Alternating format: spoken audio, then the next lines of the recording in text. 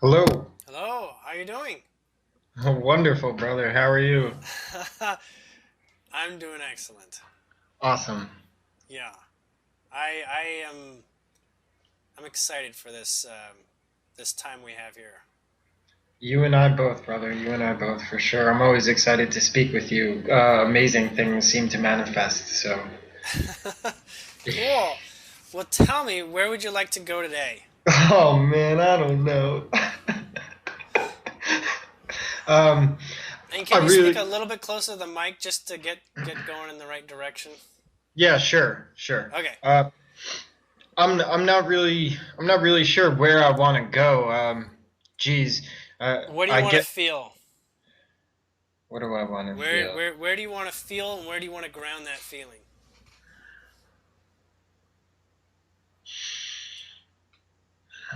I'm being told Well, there's a couple things you wanted to improve your alignment on and feeling that is coming up on a regular basis or more often than once. yes. Okay. Okay. Um, So I've made some decisions in the past couple weeks that had a lot of energy behind them. Uh huh. Um, I had the being when we last spoke. I was going across the country to meet somebody who I had left the spiritual team. She was coming to join me in Florida. Uh huh. It didn't take me more than just a couple weeks to realize that this was not going to work out because it wasn't in alignment with where I was at. Uh huh. And I asked this being to leave my space. Uh huh. And we had shared platforms and websites that I had built for this team and helped them grow. Mm-hmm. And the I came to a point where I was very uneasy with letting go of this energy in the sense that giving this to this being these platforms and this microphone I couldn't do it. Mm-hmm. I could and I felt the baton was being passed to me in a sense to keep moving this energy forward because I feel that this being is in deep delusion.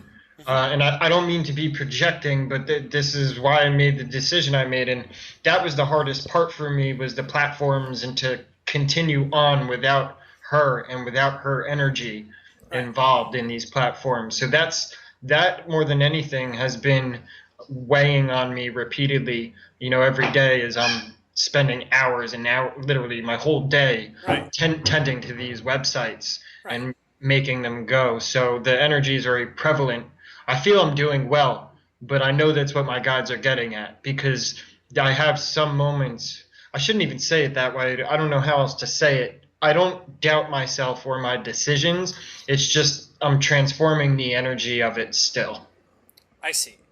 So there are.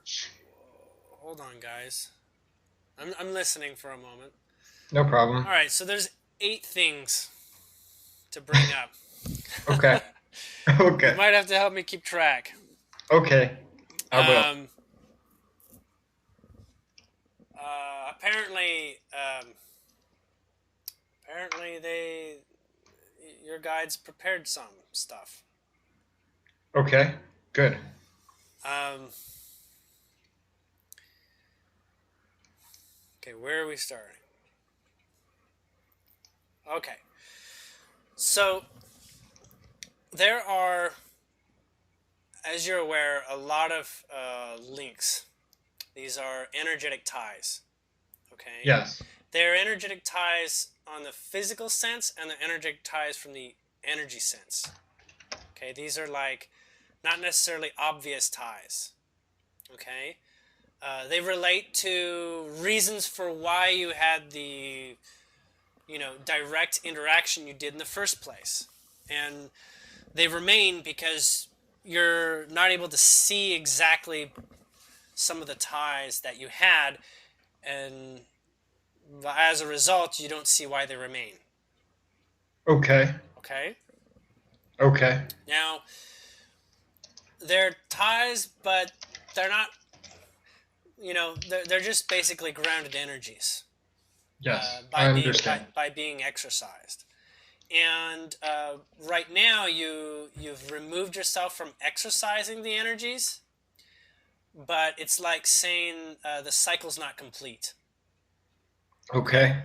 So it's another way of saying that there are, you can disconnect from people all you want in life, and this is just for people in general. But that doesn't mean that your soul isn't going to still try to get you to figure some stuff out. That makes perfect sense, for Right? sure. So,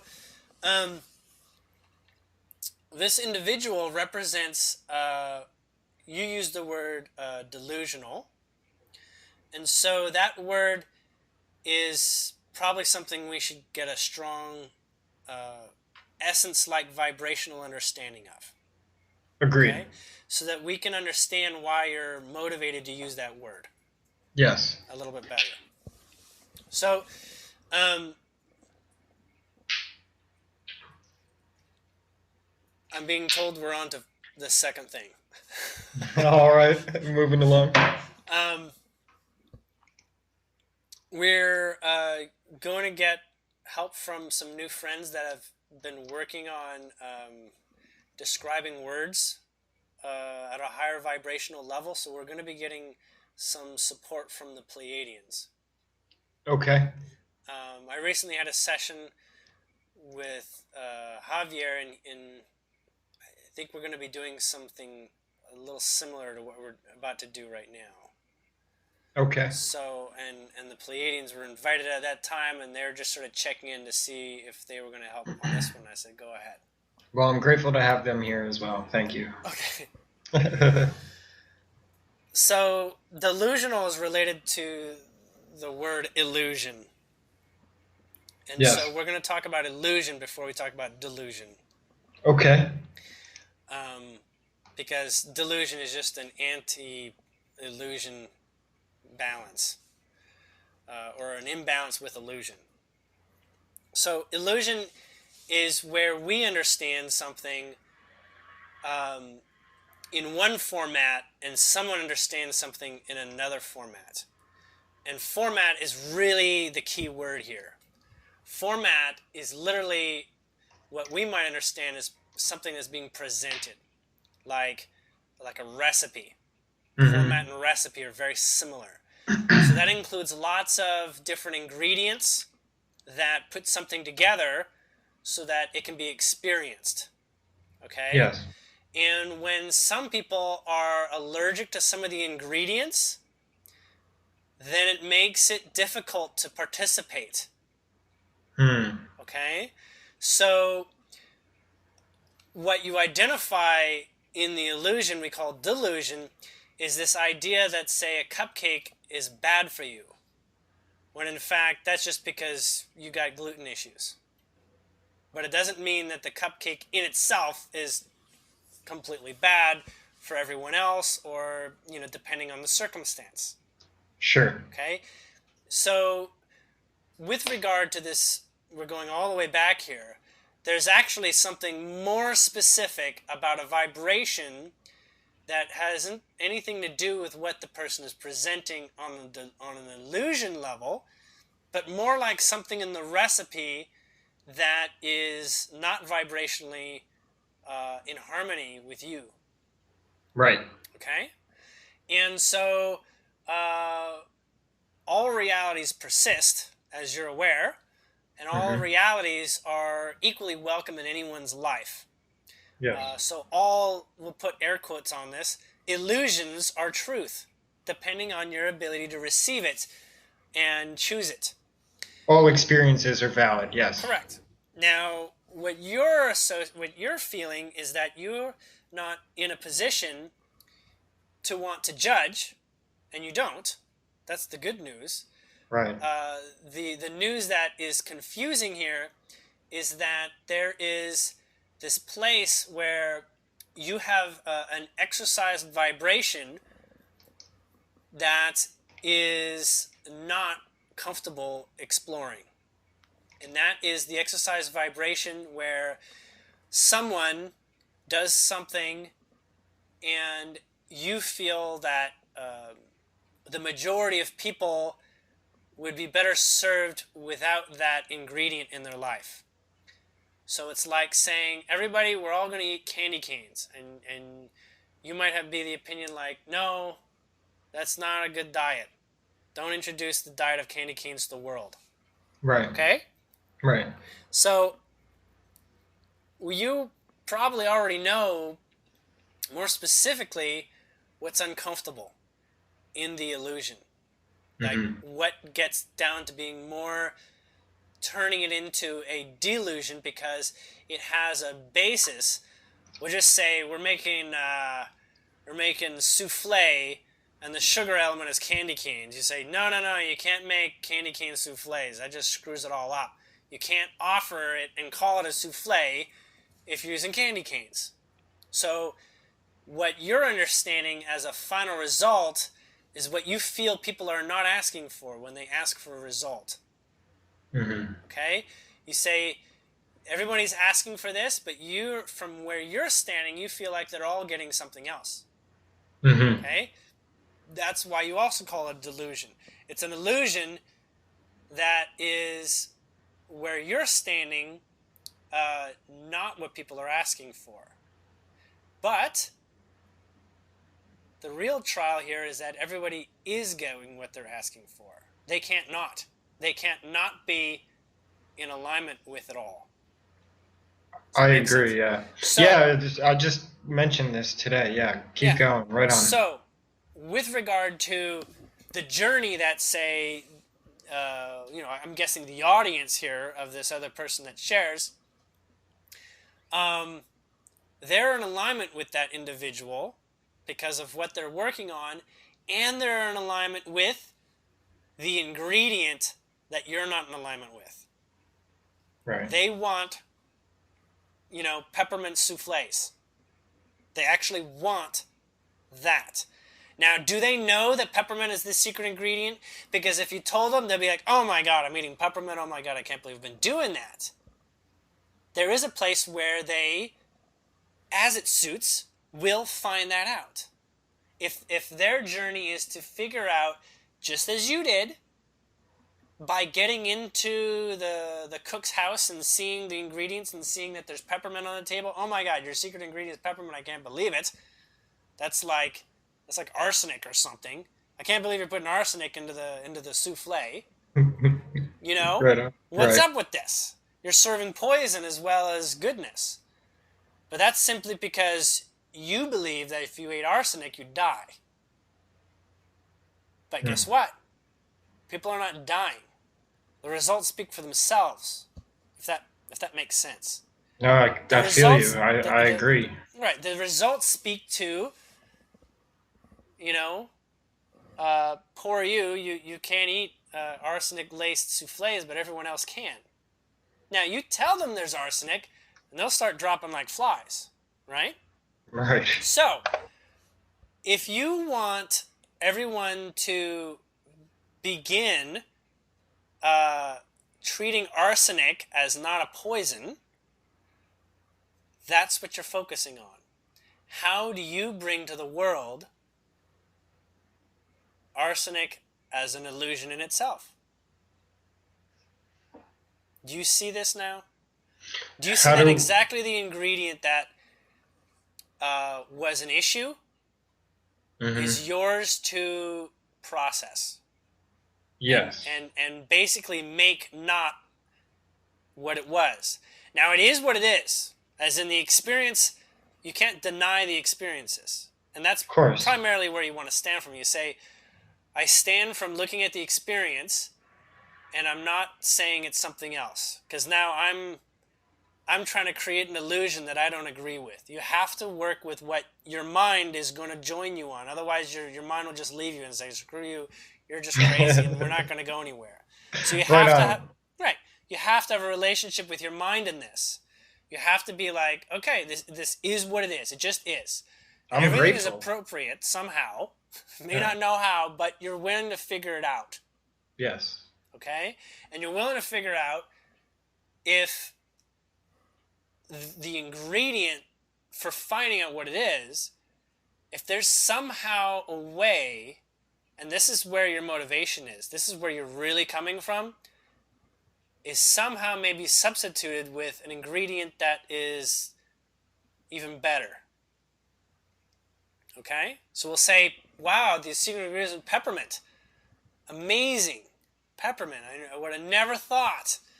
But I'm allergic to peppermint, and it's rough on me now. Now that I know that there's peppermint in there and I'm allergic, can I offer something better?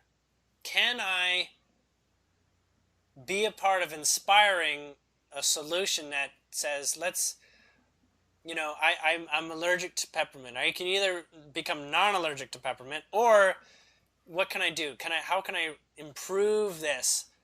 And maybe I just make my own recipe that doesn't have peppermint in it. And I figure it out. I figure out how to do this without including peppermint. Or you go to the person making the souffles as an expert, and you can talk to them and say, can we do it without this? Or can we do it with a replacement? Peppermint was a great thing that worked. Is there something else that's better than peppermint that you're inspired, and you can inspire the chef making it to use as a substitute? Which means you introduce them in a way that's more inspiring than the ingredient is as a secret ingredient. Okay? Mm-hmm. Okay. Now, I'm not probably where I don't understand what's going on. The vibration's clear as to what we're talking about for real, what the peppermint really is. Right. But I know you're with me on that. I know. I'm not saying it directly for a very specific reason, because it's just a vibration. Right, and same here. Okay? And so we're talking about it from the place that we can, which is from a broader perspective. I just remembered this is a public session, so some people might be a little lost. Right. But I've done my best to describe it, and I think we've gone along, so we can go on to subject 3. Okay. Regarding it all. Okay. Okay? The moral of point number 2 is basically you have the opportunity to both inspire independent of how someone else is using that ingredient, as in find a way to bring that souffle forward without peppermint. Mm-hmm. It has to be as exciting or better, because otherwise it's not going to replace the demand for the product of great souffle. Okay? Mm-hmm. Or you inspire the creator to have a different experience going into it. You say, I've actually found something better. And you know what? When you look at something better, we're not talking about necessarily replacement ingredient. It can just be like, this particular technique is better. It's not even an ingredient physically. It's like, here's a way to, produce the formula that ends in a new result. That has the same effect that you get from the peppermint. Now, I'm being told that it's the latter, that you are getting what we understand as a suggested improvement. And that is where we're going to go with subject number 3. Okay. Okay? We will get back to the other one, the other opportunity as well, so that you have, for your mind's edification, a clear insight into all alternatives. Okay. There's actually a third one, but that one's much further down. Okay. So, number 3 is about how can you inspire the change of ingredient. Because, to be honest, and we're saying in all honesty here, in a way that is trying to be courageous and blunt at the same time, mm-hmm. though it may not be successful, so we'll further explain it. To be honest, we have to understand why peppermint is so effective. Yes. Okay? Because Yes. if it wasn't effective, it wouldn't be doing anything. Right. It would not get somewhere where they need to be. Right. Okay? And the effectiveness has what we're going to understand a special property.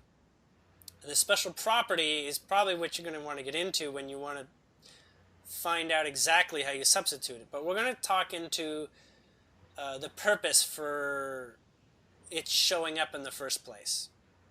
Okay. Now, as you know, many people, they go into this place called the dark night of the soul, where everything is just not working for them. And they come back with some really excellent inspirations. And these inspirations may not have a place in the world. They may not belong, right? It's like you died and you showed up as Jesus and no one believes you. You're like, crap. You know, like, shoot. Right. No one seems to care about Jesus anymore. Why not, you know? But the way that somebody comes back is very profound for them. They're going to try it out. They're going to try to exercise this. They're going to give it their best shot. Okay? And I'm getting that this is the case with your friend. That this person had a very low experience in their life. Yes. From other people's perspective, this person got to a very low place. Yes. Like, I want to say damn near death, actually. Like, near death experience, in a way. That kind of dark night of the soul. So when we talk about near death, we're talking about that's really going to affect you, you know? Yes. So when coming back, they found that they can make souffle. Okay? They came back with a recipe for souffle. And this recipe, they knew, everybody already knew about souffle.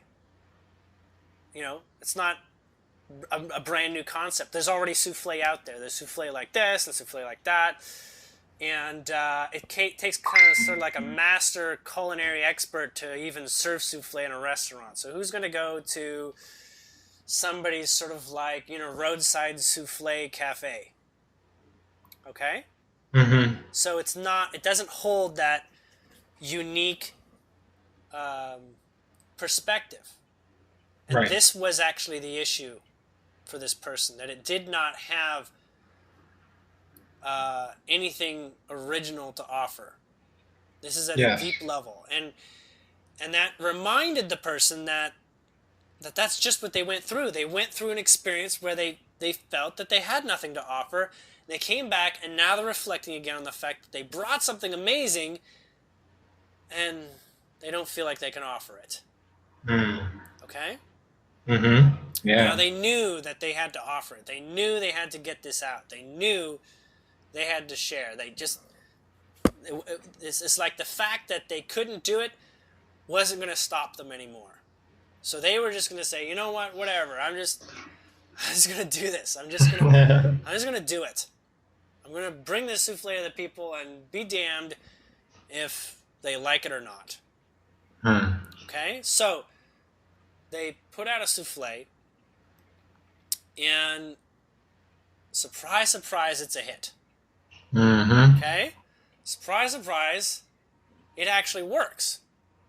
Like, this souffle is being gobbled up, and then the next thing happens.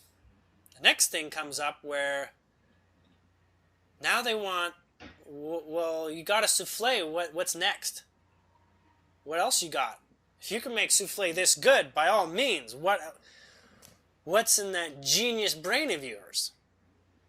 Okay? Right. So, despite it being originally like, yeah, I'm known for my souffle, it's like, I don't want to be a one-hit wonder. Right. Okay? So this individual explores, well, what else have I got? But you know what? They were not saying, I got to go back into that hole of nearly death and come up with a recipe from near death, which has no limits, mind you. That's why the recipe is so good. Have no limits down there. Mm-hmm. They're not willing to do that again. They're like, no, I don't need to go Dark Night of the Soul to come back with my next recipe. Mm-hmm. Except they really wanted to deliver something as good. Right. So what did they do? They divided unconsciously the Dark Night of the Soul into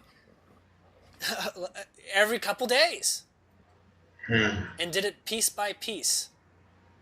Little by little, they had Dark Nights of the Soul through this experience where they said, I am escaping a part of life.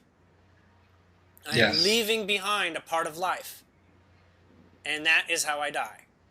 Mm. That is dying for me. Mm. Is I am disconnecting from the world as if I went and became a mental space case in an institution. And that's where you got a real problem. Yes. Okay? Because they are doing, we'll call an accumulated Dark Night of the Soul, and you feel like that's getting into the recipe. Mm-hmm. Okay? Yes. But what does that do when somebody eats that kind of new recipe? It means that they're getting a piece of that person's experience. Yes. That they're going to have their own mini Dark Night of the Soul vicariously. Right. Okay? So, this is something you don't see benefit in. That's the end of it. You don't see the benefit in that process directly. Because you know that that is not necessary. Why is it not necessary? Because you know how to hold your vibration really, really well. You know what happy is, and you know that Dark Night of the Soul is not happy. Yes. Okay? But you don't discredit Dark Night of the Soul or any kind of uncomfortable effects. You don't say, I'm taking your pain away from you. It's like, no, by all means. The pain is happening for a reason. I know Yes. that's where you are. Yes. So, can you allow someone their pain? Yes. But you want this new recipe, or you want a recipe that does not include the Dark Night of the Soul, but the benefits of having full creative expression from inspiration. Does that make sense? Yes, it Okay. makes sense. So, this is where we're at. How do you introduce full creativity without lacing it with negativity or limitedness, Yes. extreme limitedness? How do you introduce that? And that's where number 4 comes in, subject number 4. You're doing good keeping up. Okay. I was writing them down. Hold on. Are we on 5 or 4? No. You've got, I just want to say up to this point, I'm amazed by the team you've got with you, because I don't think I could follow this if it wasn't without their help. Thank you, brother. They've helped me through density that I would never have signed up for and could never have imagined. So they must be pretty good. I've like, this is all new to me, so this is exciting. I knew it would be this good. Well, I'm enjoyed to know that, brother, truly. Okay. So, in number 4, we're talking about the elements here of why Dark Night of the Soul in pieces is better than just having the Dark Night of the Soul. Because at first, we don't immediately identify with someone else's dark night of the soul being useful to us. Okay? Right. So it's not a stretch of the imagination that someone else's dark night of the soul can be good for us, but when we see someone in rehab, it doesn't settle well in our stomach. When we see someone who's in the hospital for poisoning themselves, it doesn't settle well for us. We feel at a conscious level that this shouldn't be, I agree. At the same time, I feel that, it's hard for me in this moment to be anything but grateful for all of my experiences. Indeed. And there's a place to be grateful, and there's a place where your mind says, why am I grateful? I'd like to know more.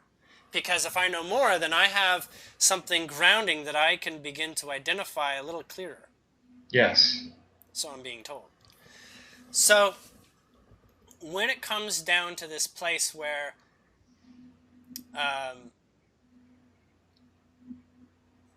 we understand first, and this is reiterating a little bit, going back where we came from, I'm being told this person found great joy in having their souffle well received. Yes. And they found great discomfort in Dark Night of the Soul, so they decided to split that up into many slices. Yes. It's kind of like, some people call it or it's been known as sort of like a contract where you sell your soul, right? Because now you can get a good thing and you just sort of like pay interest over your life. Right. That sort of thing. And this, it sounds crappy when you've got like a financial arrangement like that, right? So I witnessed it. Right. Go on. Right. So when you approach this, it's like, damn, how can I introduce you to something that's better than your contract? But I tried my best. But the truth is, you know what? Almost anything's better. Almost anything's better. Okay? And you know this. Yeah. But why is the idea that almost anything is better so hard to share? And that's what number 4 is about. Okay? Number 4, the subject that they're sharing, is because there are a great deal of insults in human life. We'll call it insults, or they're calling it insults because it's like, damn, I knew that was the wrong thing to do. You know what I mean? Like, you pivot and you're like, man, I really shouldn't have done that. And I am glad, that I'm better for it now. But I can't just stop doing it. I'm stuck here. Okay? It's like, like an addict, in a way. Because the addiction itself perpetuates the game. It perpetuates its own sustenance. Yes. And that is what we'll call a grounding element like addiction. Yes. Now, addiction doesn't work if there isn't a plus side to it. Just like we can't release this new recipe unless the pluses are demonstrating that, I should keep going. Right. Like, the results are in, I need to keep going. Okay? Right. So, the souffle version 2.0, or we're not even going to say souffle, we're going to call it something else. We're going to call it the ice cream treat. The ice cream treat that we came up with that meets and possibly exceeds the original souffle is good because what? It has both sides of a coin. It has both oppositions. And what's so useful about the opposing forces?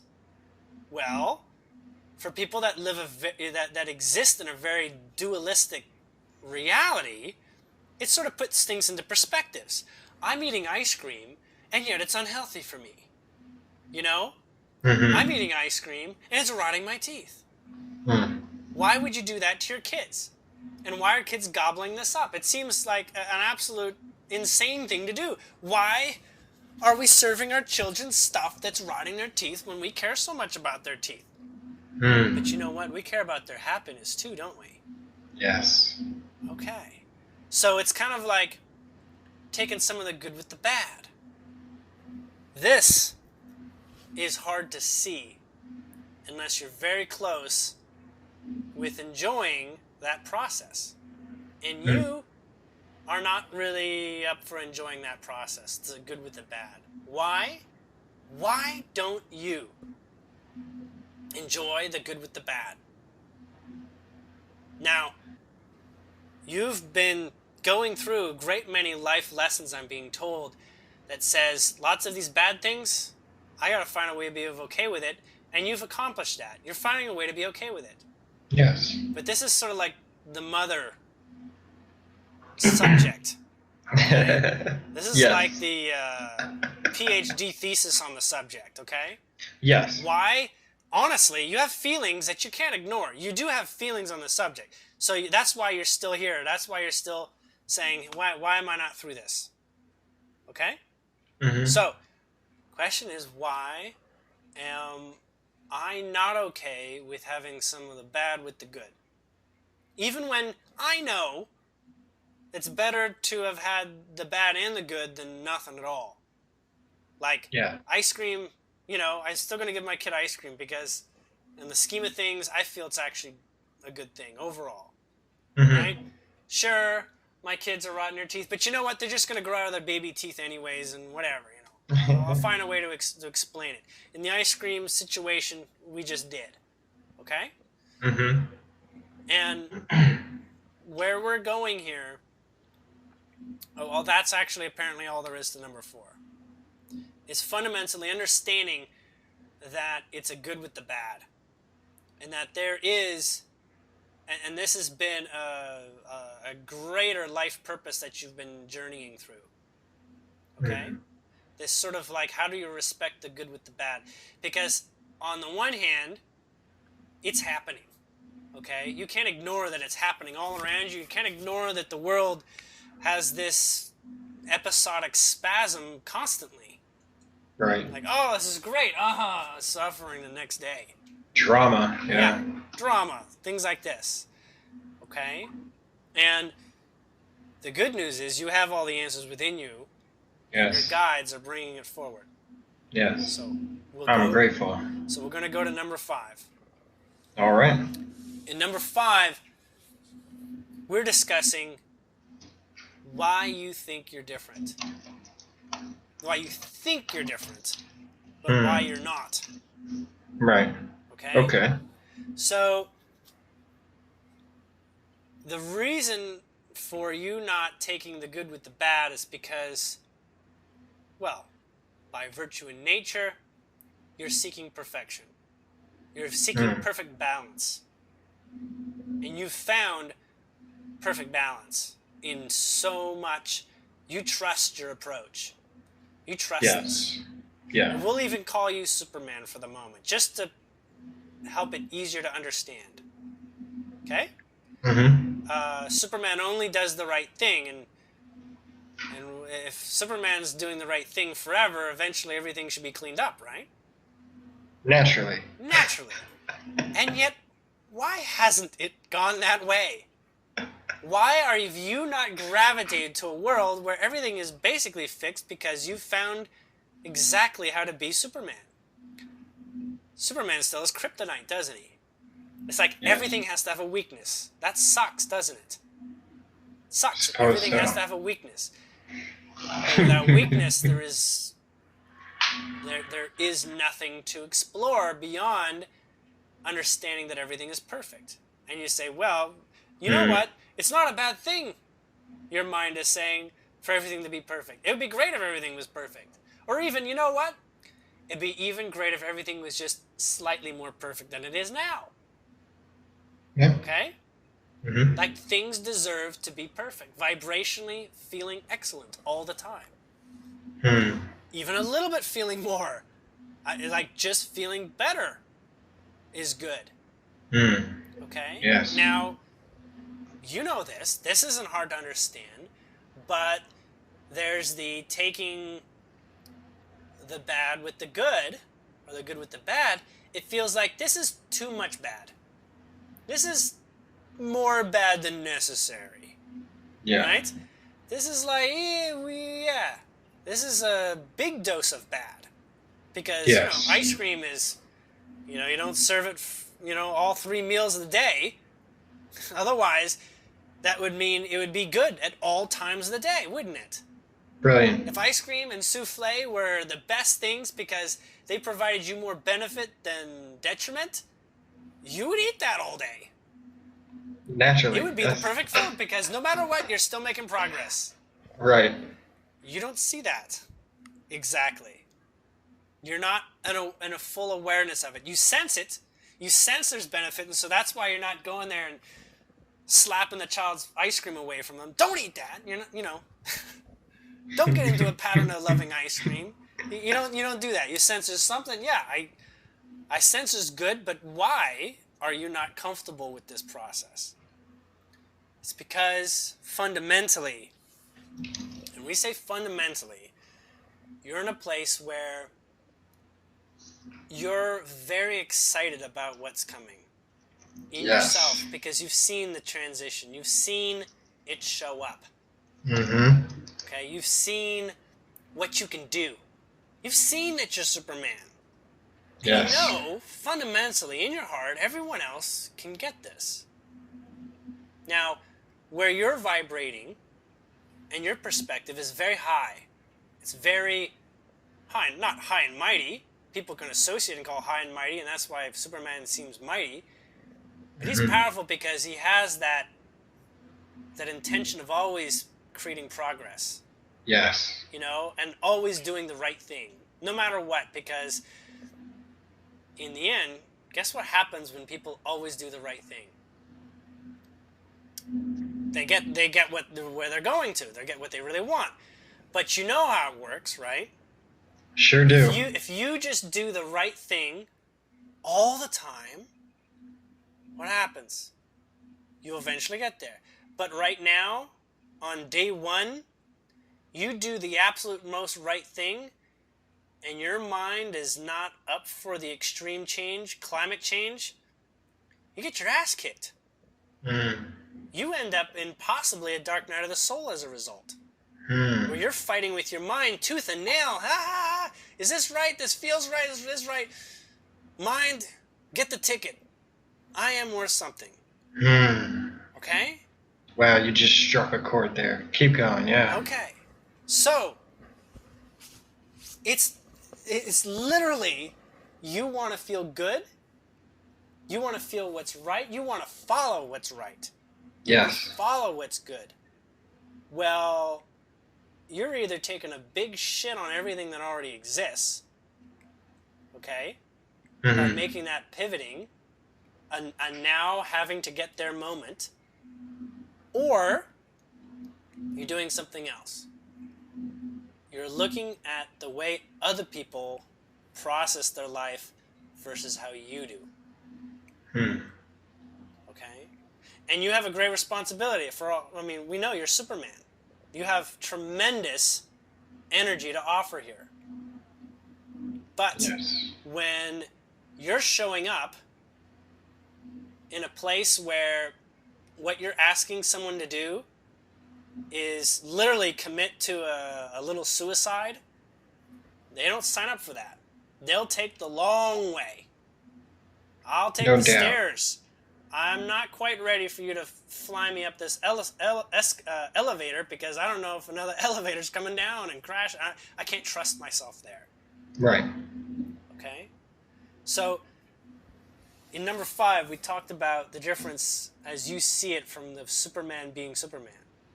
And it's difficult for other people to hold that because most people are not vibrationally where you are. They don't see themselves as Superman. They're not, vibrationally there yet. Right. Okay? That was number 5. Number 6, we're going to explain why this is so. Why is it that you got to be Superman and watch people suffer? Or take less than awesome opportunities? Or agree to things that has laced with a little bit of cyanide in it? Vibrationally. Because you can see it. They don't see it. They don't have that ability. You can because you're ultra sensitive. Yes. You're ultra sensitive to issues and lack and low vibration. We could just call it low vibration to make it simple. Okay. These are things that feel like limits. Okay? Yeah. You're Yes. Superman. You don't get to call out what you say is a limit because fundamentally you don't have them. Right. There's no way you can say, I empathize with you, human, because you're not human. Okay? Right. Now, that's okay. Everybody's kind of their own version of Superman in some way. Okay? So we're not getting so specific to say your exemplary example is a problem. We just need to understand why you've got to be this and they've got to be that. Okay? Okay. So, and this is everybody in their own journey. So this is both the people eating the new ice cream and those people making the ice cream.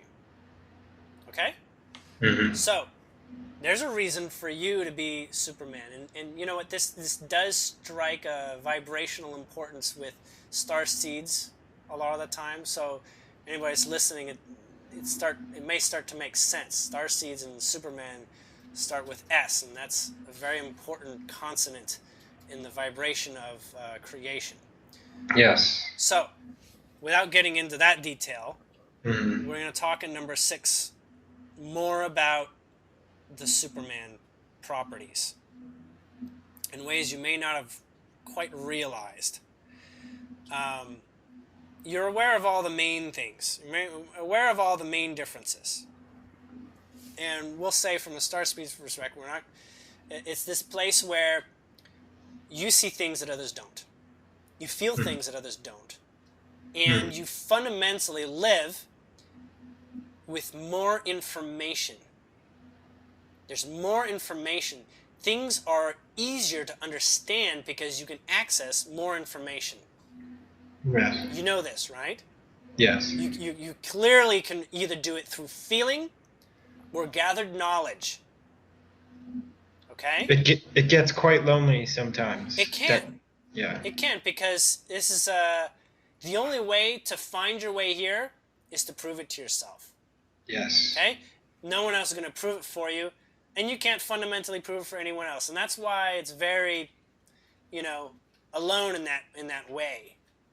Even though beyond a shadow of a doubt, there's a lot of people out there that are also almost exactly like you. Yes. Almost exactly like you, okay?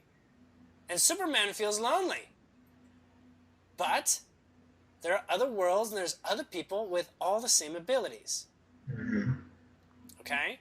For some reason, hey, you're not working together. And so we're going to understand a little bit more why Superman is Superman. And why it's seen this way. Why is Starseed a lonely road? There's lots of Starseeds out there, okay? But boy, howdy, they're all so different. We can't get along on so many different ways. Mm-hmm. We can get along on a couple really important subjects, like morality and ethics and whatnot. But we all kind of have our own superpowers. Some people, they are champions for moral and ethics, and they don't have, they can be beaten down by one negative word, right? Mm-hmm. They don't have that same Superman fortitude, we'll say. But they Right. know that they need to exercise, doing the right thing for themselves and what they think is the right thing. Okay? Mm-hmm. Right. So, not all star seeds play a hero the same way. We'll put it that way. Okay. Right on. And so you have a particular way that you play, and that is your power. That is your process. That's how you've grown, therefore evidence that you have this power. And Yes. so it's perfect for you. You're not about to change it. It's your recipe Right. for you. And in that way, you've got many different superheroes. That's why, we don't read comic books about all the different Supermans. We read comic books about all the different heroes with all their personalities and quirks and whatever they bring. Right? Yes. That's it. Starseeds is like DC Universe or Marvel Universe. Okay. Right on. All right? Right. So, understanding this helps us understand Superman fundamentally. But even in number 6, we're going to go a little bit deeper with that. There is a point at which Superman is supposed to doubt himself because he is not, the world's not fixed. There's always more to do, right? There's always more things out of alignment. There's always more. It's like for some reason, humankind just keeps throwing problems out to Superman to solve. Okay? There's like a never-ending barrage of things that Superman feels the hero in bringing forward and transforming. Okay? Right. It's a never-ending story. And it's fine. It is. He has never-ending energy because he knows how to be alive. And if he knows how to be alive, he does not age. He does not fundamentally know anything besides being in the moment and living moment to moment and being the strength that anyone around him needs in that moment. Yeah. Right? He's on call 24/7, and he's perfectly willing, and he doesn't bemoan the fact that he doesn't get to everybody. He wishes he could bemoan it, but he's had to absolve himself of solving the entire world. Yeah. Right? He just does what he can. That's what he will do it the way he is. Other heroes will not do it that way, and that's fine too. They will only help their cats or their dogs. They won't even help humans, but they're still a hero to them. Right. And they still feel excellent, and they still grow, and they still, they still are their own superhero in some ways. So even though the extreme difference between starseeds seemed to be like, hey, starseeds are here to help the world, you help the world by being you, more than anything else. More than the actions that you take in helping people, you're a hero because you stand in your authenticity of who you are. It's like saying, I found out who I am. That's actually more useful than any action I can take for another person. By such a long shot. Right? Yeah. So, being myself fundamentally is your highest heroic accomplishment. Yes. Okay? Now, with that in mind, we're going to go to number 7. In number 7, why are we in this place to allow other people their dark night of the souls or mini dark night of the souls or following a path that looks like a terrible resistance? Everyone's figuring out their inner superhero. Everyone's figuring it out. And as much as we have so many answers, we're actually focused on other people's dependency on them more. Okay? Because a hero that stands out as a hero does not bring alive the hero within someone. This is the problem with the superhero universe. You've got heroes and non-heroes. In the Marvel universe, you've got mutants and non-mutants. Right? Mm-hmm. The hero's journey, that's only depicting the fact that some people aren't on a hero's journey. Okay? If you've got a hero's journey, then you've got a non-hero's journey too. Yes. Okay? Luke Skywalker wasn't the only character in Star Wars that had an interesting life. Right. Okay? So, no doubt. So number 7 is discussing this a little bit deeper. I saw the Jar Jar Binks thing, by the way. Go on. We can talk about that later if you like, if there's time. Okay. But so there is this place where we have a purpose for ourselves to be our own superhero. Yes. And as much as we want to tell people all about how wonderful it is to be a superhero, that's one thing we can do. Say, you know what? When you find your inner superhero, life is great. But life is also a chore.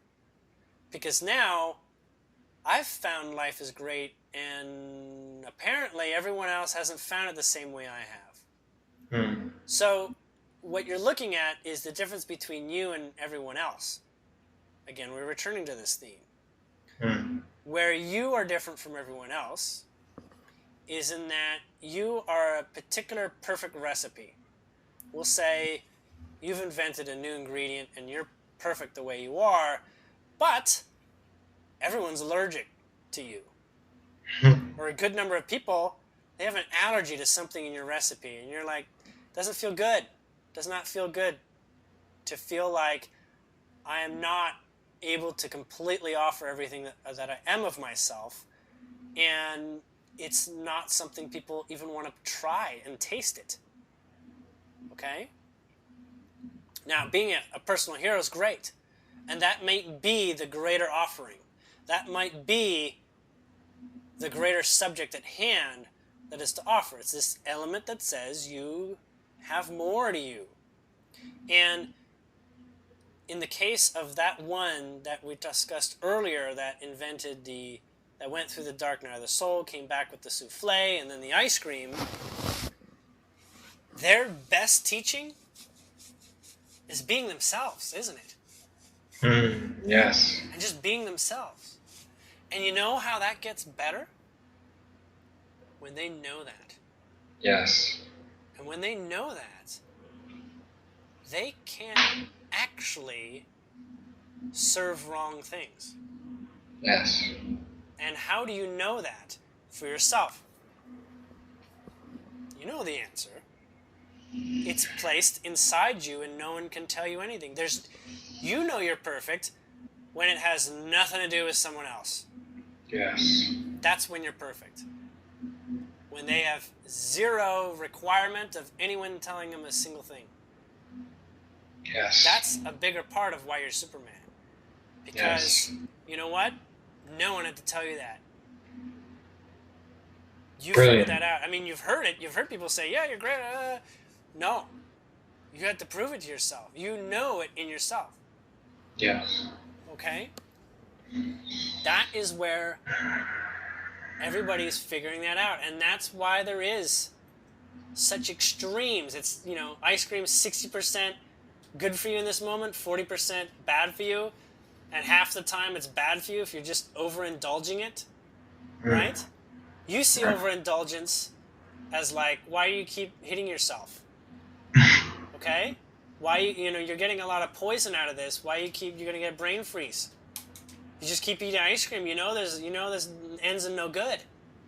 Right? It ends in brain freeze if you keep doing this. You see this. Why? Because that's what you used to do. You wouldn't be able to see it if that wasn't something you were familiar with. I was it, I've been it, I experienced it, Yeah. So I know it. Yes. Right. So you see, I'm eating from the fire hose here. You're going to destroy yourself if you try to keep that up. There is what we'll call place and time. Place and time are the same thing. Yes. Okay? I'm not going to get into that yet. That's the last subject. Okay. But we're going to continue on this a little bit more. Okay. Where we're looking at this place where everyone is to find their inner superhero, and why everything seems to not be happening that way. Like, why is there only the starseeds trying to figure things out? Why is the world at large closing itself off from such amazing experiences of being a hero? This is also part of what number 7 is. Because there is the haves and have-nots from old world speak. Okay? Mm-hmm. And the haves worked for it. Like Republicans. Do it for yourself, right? Right. It's like, get your butt in gear and make yourself some money. Right. Or something. Right. You're in charge. You make your own destiny. All this. Mm-hmm. Well, why is it that there are so many amazing people? Because they're either Democrat or Republican. That's the problem. What's the Democrat? Democrat is everyone will work together and make it happen. And I'm waiting for them to do that. But I'm not going to do it myself. Right? Once everyone out there has got their shit figured out, I'm going to benefit.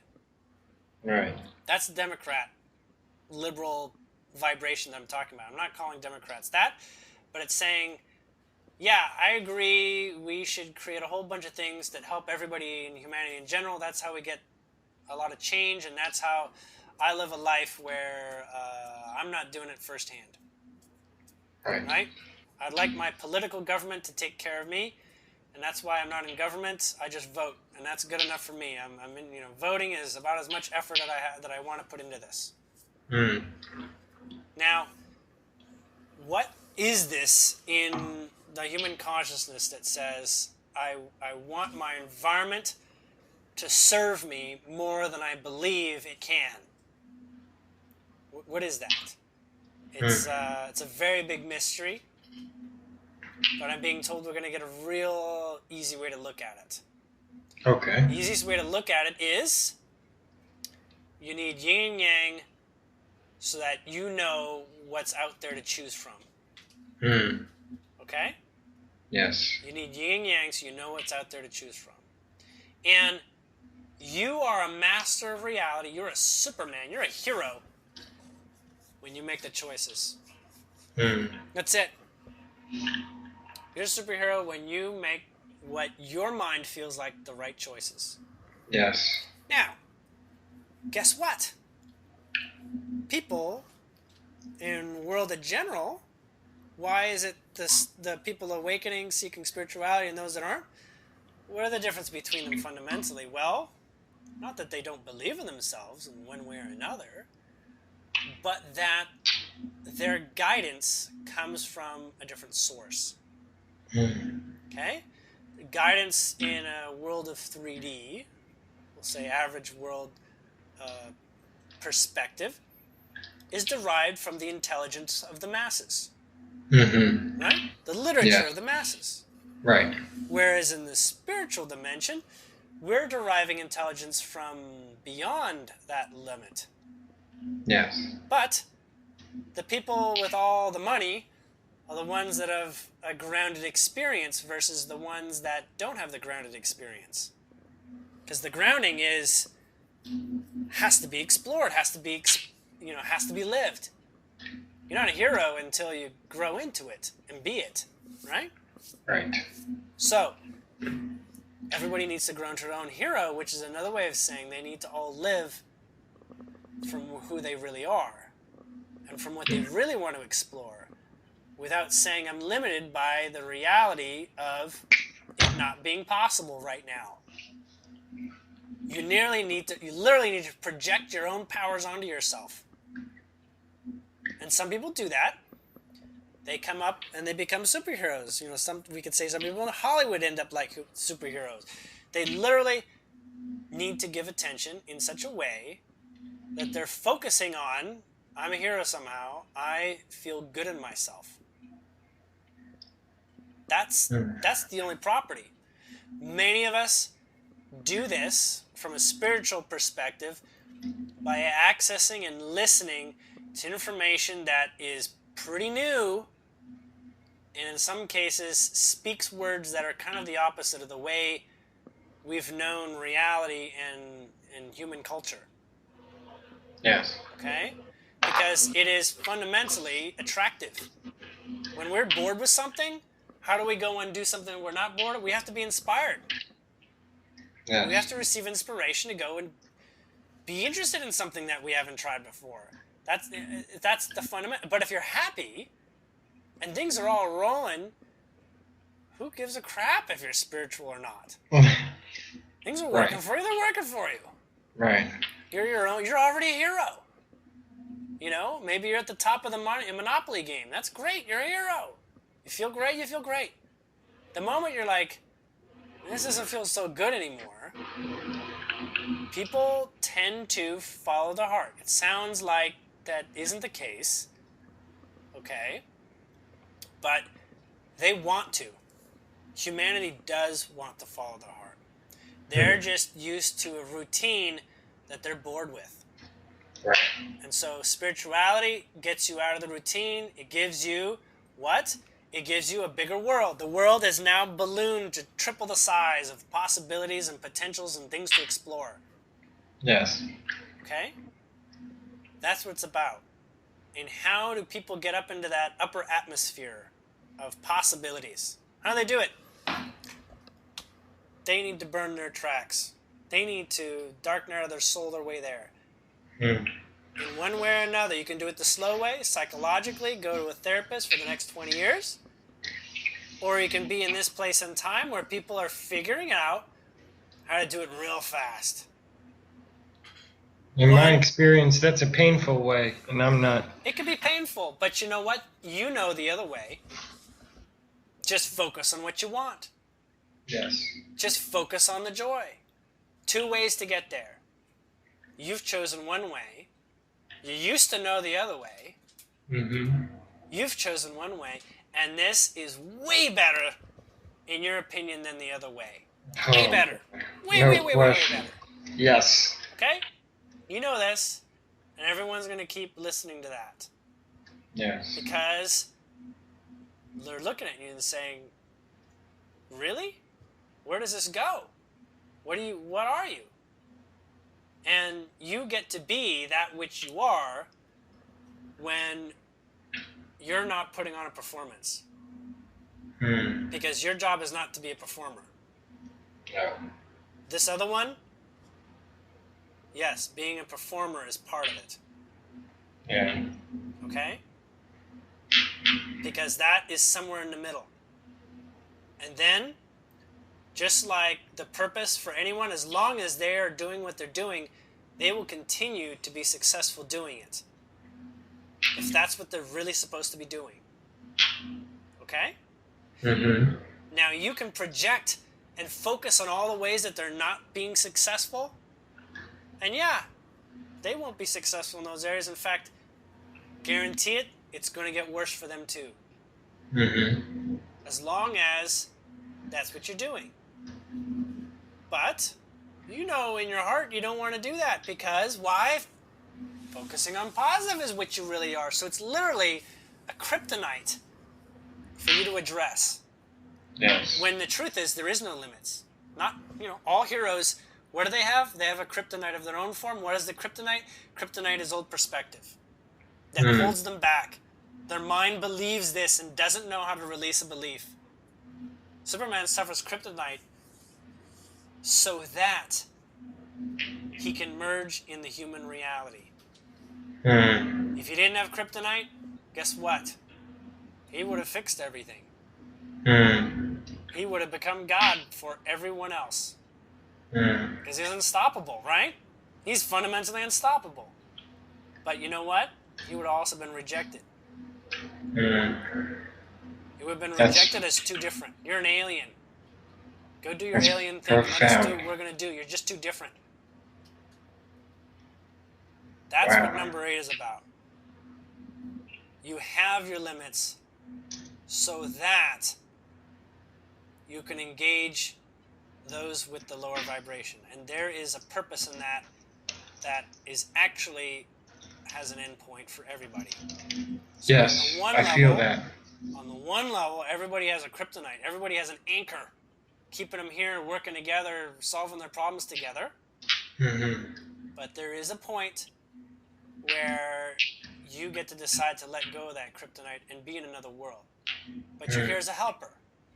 Everyone, as long as they hold vibrations that bother them enough, they can stay here. And if you still have that, that means you're doing good here because you're working on it. And if you work on it, then other people will vicariously receive the result of that work. Yes. So, kryptonite is a good thing. Yes. Evil is good. Just like that Eddie Murphy vampire movie. What does he try to convince everybody? Evil is good. Evil is good. And it's like a joke, right? But in the end, it's a joke because it has foundations in the fact that evil and the contrast promote change. Yes. Promote change. Conflict is the beginning of consciousness. As long as you're looking for an exit point. But as long as you're enjoying the conflict, go for it. Play Call of Duty all day. So your fingers run dry. Fingers run hard, but with calluses of shooting people on Xbox or something. Right. That's it, then that's it. If you got to go shoot every deer in the forest, You got to do that.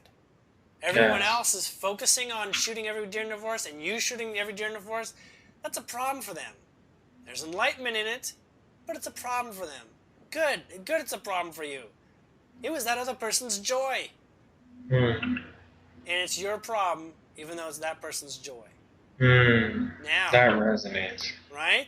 So it's like, good, there's a difference between you. And you want to focus there? Grow with that. You'll find yourself in that process. You focus only on that person and never turn an eye towards yourself. Great, you're just not ready to look at yourself yet. Right. And that's fine. You don't have to look at yourself. Everyone's got their time. Everybody is in their own space and time, which is what really number 8 is about. Everyone in their place and time. Everybody physically is in another physical place on this planet. It'd be nice if we could have them all in the same room and just spell out what life is, and everyone wakes up right away. Right? It'd be nice, but it's not that way for a good reason. Right. And it's a good reason why it's not all happening on one day of ascension. Why is that? It's good because we'd all have the exact same experience if that was the case. Right. And why is that not exciting? That this idea that let's just get it over with. Let's just rip the Band-Aid off, everybody at the same day. Why not? Because we're all becoming gods. And if we all did it the same way, then we'd all sort of create the same world next. And we're all supposed to create our own world. We're creators fundamentally. When we get rid of the kryptonite, we're just God. Superman without kryptonite is God. Plain and simple. Right. You're master of your everything. Everything. You get rid of all your limits, that's it. You're done. You're ascended. It doesn't matter what any other person does, but why are we involving ourselves with other people? If we can just do this, that's our drive. This service to humanity is how we absolve all our issues. Because we look at them enough to say, hey, that's not really real. Right. That's not really real. You know that all of the insight you have from your broader perspective is pointing out this isn't really real. You need the none contrast. of this is really significant. All the contrast is never even really that big a deal. Right. Like you could literally walk out in Manhattan, ask people to gather, you right now, as you, and we'll say this is the most contrastful city on the planet. Okay? A lot of people, lots of psychological issues. There's more therapy going on there than anywhere else. Per capita. LA is the second. You go there, and you literally tell them, you're able to tell them things that make them drop their need for therapy at the moment. You literally can, from where you are, you have the ability to get people off of therapy. But guess what? They're going to go back on the therapy because something else is going to come up. You're only solving their in-the-moment issue. Right? And that's a good thing. They are being rescued. Okay? But you can count on the fact they've got more than just that one issue. Right?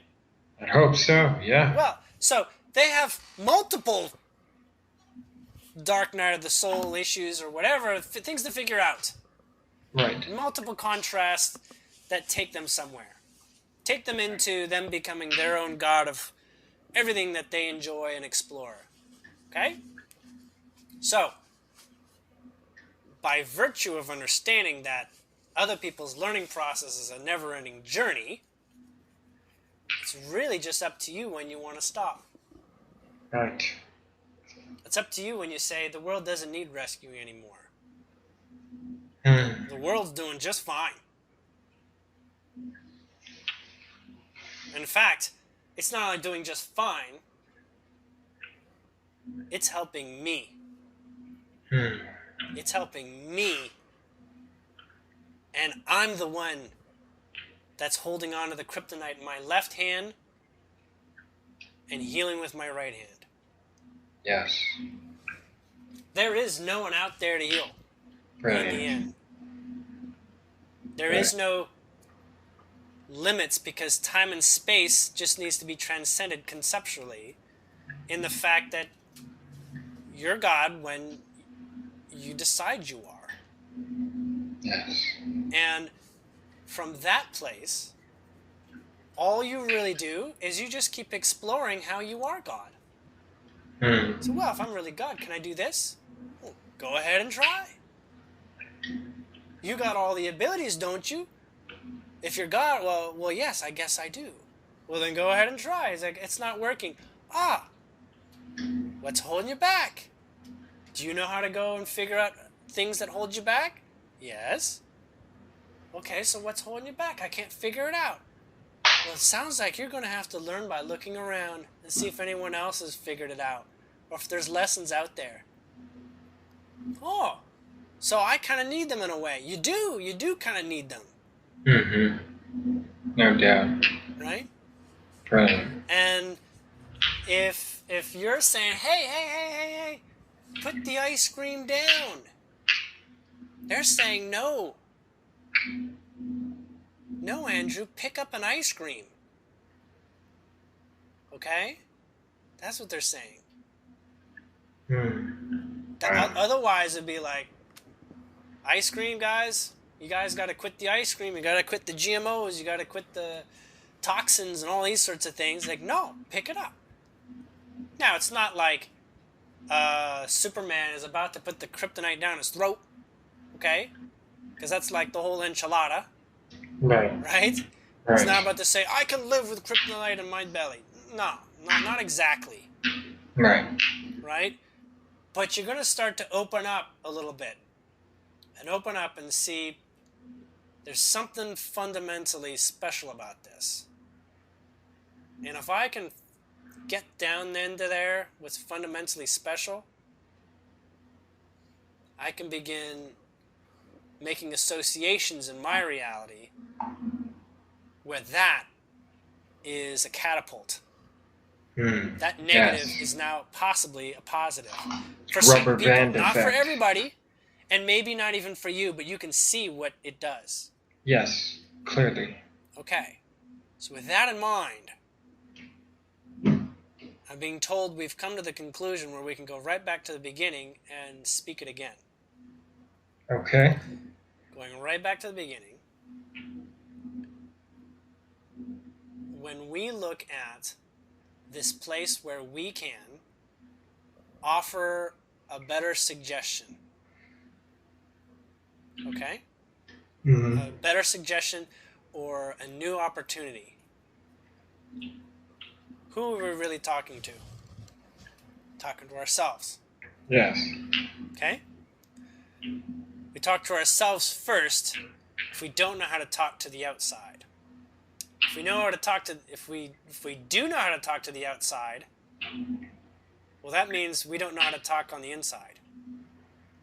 Like if you have a perfect answer to tell someone on the outside, okay, good. Now incorporate it on that on the inside.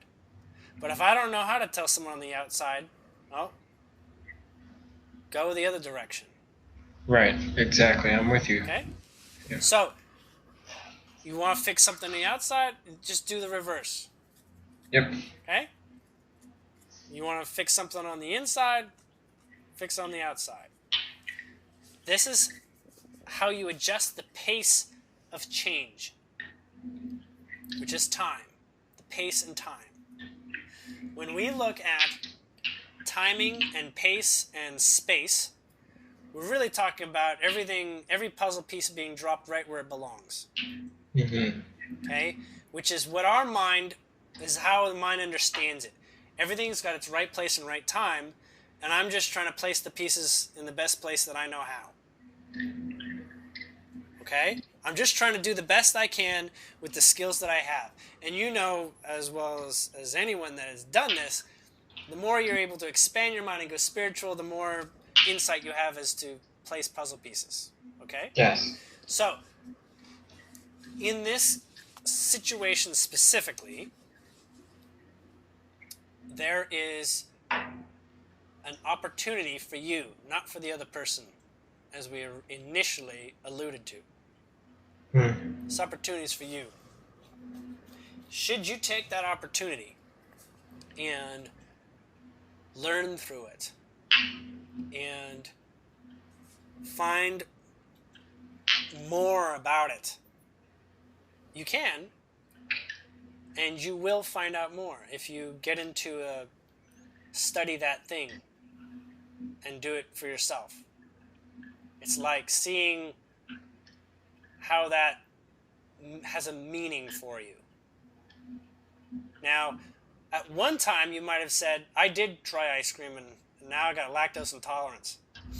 You know what I'm saying? You're like, yeah, I don't do ice cream. Right. That's like saying, you know what, that's just kryptonite. That's fine, you don't have to eat it. It's just too big a kryptonite for you to swallow. It's not like a nice little slice or chisel off of it. That's just too much for you right now. Yes. Okay? And you know the feeling. It's a thing in your throat. You're like, nah, that's too kryptonite-y for my mind. Right. Okay? Now, do you even need to do it? No, you don't. You can actually say, I want that to be figured out by my mind and therefore grounded because my mind does the grounding. I want that to be figured out, and we're going to like take a shaving, because that's all it takes to figure this out, a shaving of kryptonite, and we're going to make it like a dust. We're just going to slowly inject that over time. And all I need to do is be able to strengthen myself through the gradual poisoning by keeping my vibration up. And you know what? I'll transform it. Yes. I just got to keep my vibration up. Brilliant, brother. And I can experience it. I'm not ready to take a dose of that lactose right there in my gut, but I'll do an IV. Okay? And I keep my vibration up, but you make a statement, right? You say, I see something out here that I would like to be a hero for. All right, and I gotta use my hero intellect and my hero abilities. You have hero abilities you don't even know you have. You keep getting new ones all the time. You've seen this. Keep getting new ones. Oh, my heroic abilities are boundless in terms of what can come. It's crazy, man. Yeah. It's been crazy. So you're not just Superman. You're about to become like, I don't know, Thanos or something. If anybody knows what Thanos is. Yeah, I was just mentioning that to somebody I was talking with, having a session with. I said, a superhero is the best description I can give you, but if there was something more awesome than a superhero, it would be that. Yeah. It would be like God, Thanos, godlike person. Right? So, the abilities that you get are through the trials that you've overcome. Yes. Did you know that? Of course. Why not freaking level yourself up and say, you know what? Tap my arm here, get the needle, and put some of that kryptonite right in my bloodstream. Just go for it.